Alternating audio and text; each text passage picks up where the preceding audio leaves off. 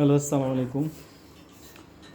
দেশটা সোজা হয়ে দাঁড়াইতে পারতেছে না, বুঝছেন? আসলে কি আর বলবো, যে সব জায়গায় আওয়ামী লীগের দালালরা মনে করেন যে আপনার এই কাজগুলো করতেছে।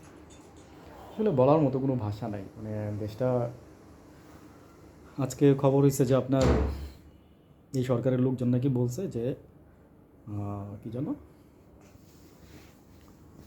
আপনার ঢাকায় আসলে সমাবেশে 1 লাখ টাকা করে দিবে। ভাই আমি বুঝলাম না যে কে কারে কি বুঝাইতেছে। না, মানিকগঞ্জ থেকে একটা বাস আসছে। তো আসলে ঢাকারটার একটা অস্থিতিশীল করে মনে করেন, যেটা আমরা সবাই বুঝতেছি, কিন্তু এই যে ইউনি সরকারের নমো করার কারণে এই রেজাল্টগুলো আজকে বের হইতেছে, আজকে 2-3 মাস পর পর। উনি যদি নমোটা না করতো তাইলেই হইতো। ওনার প্রথম থেকে ওনার অ্যাকশনে যাওয়া দরকার ছিল খুব সিরিয়াসলি। যাই হোক, এটা খেসারত দিচ্ছে আর কি উনি, ঠিক আছে না? এটাই আর কি।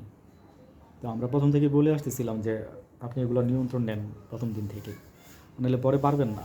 কারণ পরে একটা জিনিস হচ্ছে কি, যে আপনার জিনিসগুলো মানে হয়ে যায়, স্ট্রং হয়ে যায়। কিন্তু এখন আপনি আগে 3 মাস আগে আপনি নিতে পারতেন এই জিনিসগুলো, আর আপনি আয়ত্তে নিতে পারতেন। আপনি বাংলাদেশের মানুষটা তো ভালো মনে করেন, বাংলাদেশের মানুষের চেয়ে খারাপ মনে আর কোনো জাতি আছে এই পৃথিবীতে? ঠিক আছে, আমাদের চেয়ে মনে হয় আফ্রিকানরা ভালো। ঠিক আছে, আজকের বেশি কথা বলবো না, মানে মন মেজাজ খারাপ, এমনিও ভালো লাগতেছে না। আবার ওই যে প্রথম আলোর অফিসের সামনে ঘেরাও কর্মসূচিটা চলতেছে আজকে 2 দিন যাবত। আর ওই দিক দিয়ে হচ্ছে আপনার মোল্লা কলেজ, আর হচ্ছে আর একটা কলেজের মারামারি আজকে 2 দিন ধরে। তো আমার কাছে যেটা খবর আছে সেটা হচ্ছে যে আপনার আমাদের লোকজনই এগুলা টাকা খাওয়াই এগুলো করাইতেছে, বুঝছেন? এই আর কি।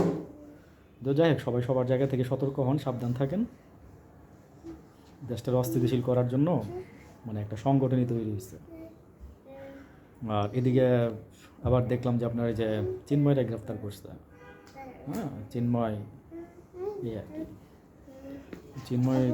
চিন্ময় হচ্ছে আপনার ওই যে কিছুদিন আগে সনাতনী হিন্দু ধর্মের আপনার সামথিং এটসেট্রা এটসেট্রা হবে।